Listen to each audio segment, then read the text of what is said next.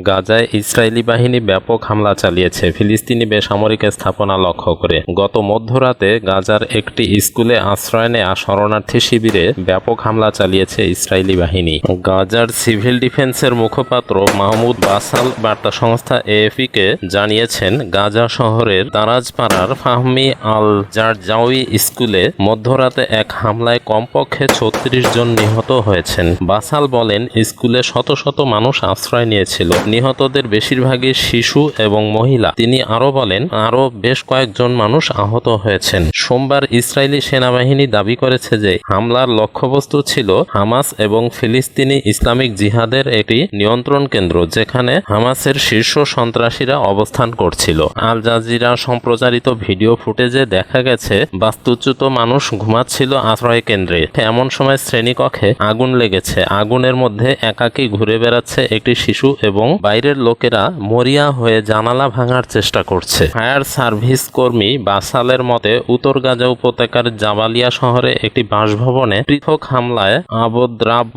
পরিবারের ১৯ জন সদস্য নিহত হয়েছেন। অসমর্থিত প্রতিবেদন অনুসারে গাজা শহরের কাছের একটি তাঁবু শিবিরও লক্ষ্যবস্তুতে পরিণত হয়েছিল, যেখানে কমপক্ষে ৬ জন নিহত হয়েছেন। অথচ আন্তর্জাতিক মানবিক আইন অনুসারে স্কুল সহ বেসামরিক কাঠামোর উপর আক্রমণ নিষিদ্ধ করে, কিন্তু ইসরায়েল সেগুলো সব আন্তর্জাতিক আইন লঙ্ঘন করে গাজায় তাদের ১৯ মাসের যুদ্ধের সময় বারবার বোমা হামলা চালিয়েছে। বেশিরভাগই বাস্তুচ্যুত মানুষের আশ্রয়স্থল হিসেবে ব্যবহৃত হতো। ২০২৩ সালের নভেম্বরে গাজা শহরের আল বুরাক স্কুলে বোমা ও কামানের হামলায় কমপক্ষে ৫০ জন নিহত হয়। গত বছরের আগস্টে নিকটবর্তী আল তাবিন স্কুলে সকালের নামাজের জন্য জড়ো হওয়া ১০০ জনেরও বেশি লোক নিহত হয়েছিল। ফিলিস্তিনি নিরীহ জনগোষ্ঠীর উপর এমন বর্বর হামলা এবং আন্তর্জাতিক আইন লঙ্ঘন করে নিরীহ অসংখ্য মানুষ হত্যা করে আসছে ইসরায়েলি বর্বর বাহিনী। এমন পরিস্থিতিতে মধ্যপ্রাচ্যের বেশিরভাগ দেশ নীরব দর্শকের ভূমিকা রাখছে এবং আমেরিকা ইসরায়েলকে সমর্থন দিয়ে যাচ্ছে।